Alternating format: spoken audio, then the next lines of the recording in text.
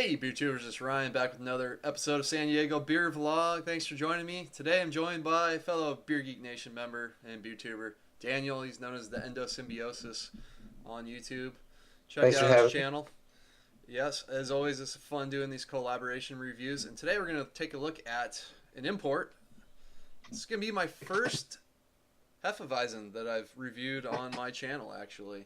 And that is Erdinger Hefe-Weizen. I'm probably butchering all that pronunciation, but oh well, that's what you get. We're going to take a look at this and see how it compares to the rest of the famous Hefeweizens out there. Crack this thing open. And I always like, busting out the big glasses. Those are fun. Yep, I love these glasses. I am pouring mine slightly wet Same here. because it was recommended to me the last time I did a Hefeweizen to do it that way. Yeah, I poured nice. maybe a little bit more aggressively than I should have, but Yeah, that's okay. I didn't get the whole bottle in there because this isn't probably the biggest glass. But Yeah. it's got a decent pillowy head on there. It's mostly medium bubbles for me though. Yeah, it's really fine on my end. It really just looks like foam, like memory foam mattress or something. Right, yeah, that's a what good this call on head that. looks like. Again, lots of carbonation. Mine looks lighter than yours. No, I don't know if my it's just the camera's not light. picking it up right. Okay. But Mine is kind of a very pale yellow color. yeah, exactly. It's slightly hazy. I mean, once I get the rest of the bottle in, it'll get hazier, I'm sure, because I didn't swirl up the yeast yet. But I'll do that right now. it looks like a really classic Weissbier, to be honest. These are the type of beers where you dump in the yeast. Simon, Real Ale Guide. Yes. You You put the always pour in yeast the in yeast. for these. Keep them out on everything else, Simon, except for these and wit beers.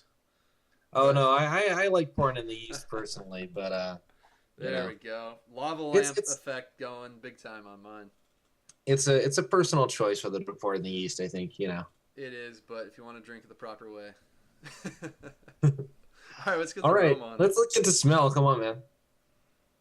Um, Mine's pretty subdued. It's pretty light. I'm not getting too much of the typical banana and clove. I mostly get like a light kind of clove note, maybe some citrus kind of notes. I'm getting a little bit more banana maybe. That's kind of the first thing I get. Yeah. A little bit of cloviness. Yeah, my bottle's a little older than his, but I'm mostly getting the I like an almost English yeastiness, which sounds strange maybe, but I'm really getting this quality of like those fruit esters, yeah, like there's you would definitely almost some get fruitiness. from an English ale. Yeah, and I do get some of those fruit esters, like you're saying, like it's a sweeter nose with those fruit esters, but then it does have the touch of the clove, some banana. But I get like almost like a little bit, almost like a lemon zest kind of note to it. I'm not getting a lot of Mine. citrus here, but maybe a little bit. I mean, I can see a little bit, Just but just a touch, but it's mostly that kind of like you mentioned that there is a fruity estery quality to it that you get on an English ale. So yeah, that's pretty interesting. it smells quite nice. So ready to dig in? Cheers. Cheers.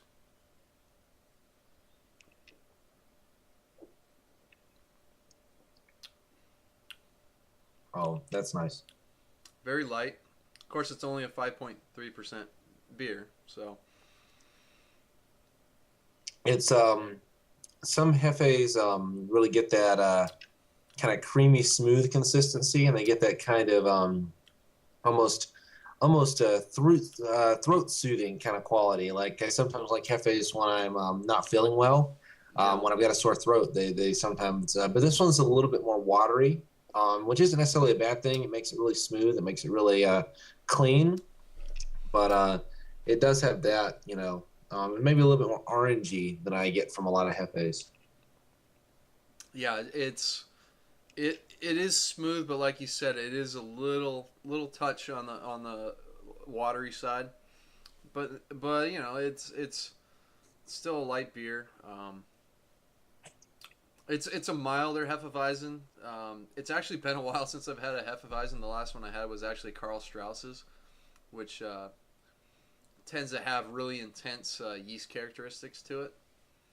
Right. This one No, seems there's much not a more lot of milder. yeah, there's not a lot of yeast here. I'm gonna see if I can't get a little more of this yeast in here.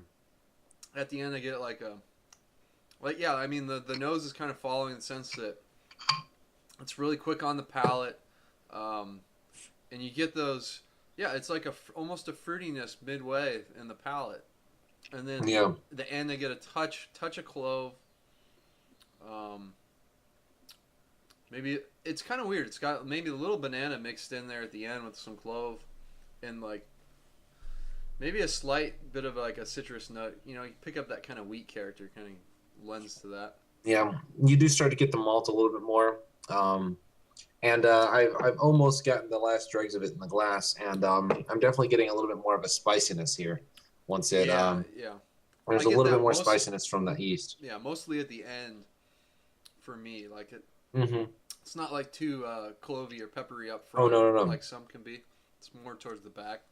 Yeah, this is it's just a touch. It's just a little bit to give it just that little bit of oomph. But it's quite nice. It's quite smooth. I mean, these German Hefeweizens are. I mean, I feel like you can't really go wrong with these. I think this is actually one of my favorite styles, but I don't review them very often, just because it's really hard to differentiate one from another in a lot of ways, unless you're like doing like 5 in a row or something. So, and I drink them all a lot, so it's it's Yeah, not like that's something like where I haven't been drinking them as much, but as the summer approaches, I'm going to be doing much more of these. And I mean, this is my first Hefeweizen I've ever done on my channel, so right. I'm hoping to do more. Unfortunately, like there's not a whole lot of good American versions, so it's kind of tough for me to find really fresh imported versions from Germany. So I'll see what I can do, because you're getting way better head retention on mine. But like I said, his beer's fresher than mine. Pretty classic Weissbier, honestly. If you ask me, I do get a little bit more of that lemon as I get the rest of it in here too. It does get a more strongly citrus note. Carbonation is still really strong. I mean, it's just a classic. I gotta say, for my preference, I'd like a little bit more banana than this one has. And I'd like it to be a little bit thicker on the mouthfeel. I'd like it to be a little bit less watery, but for just a great session beer, I mean, pretty much as I said, any Weissbier is gonna fill that need almost, and this is just a really, you could point to this as a standard beer of the style, honestly. Yeah, I'm pretty much with you. I do wish up front it would have more of that banana character. I think the spice note with the clove is about spot on. I'm not a huge fan of the ones that go overly on the clove notes. I do prefer a balance between the two. Maybe even a little bubblegum in there, but this one definitely has more fruity kind of citrusy notes to it. But it is refreshing beer. Overall, I think I am going to give this a B. I think it's a really solid Hefeweizen. I love true German Hefeweizen. This one is not like my absolute favorite, but it's really solid.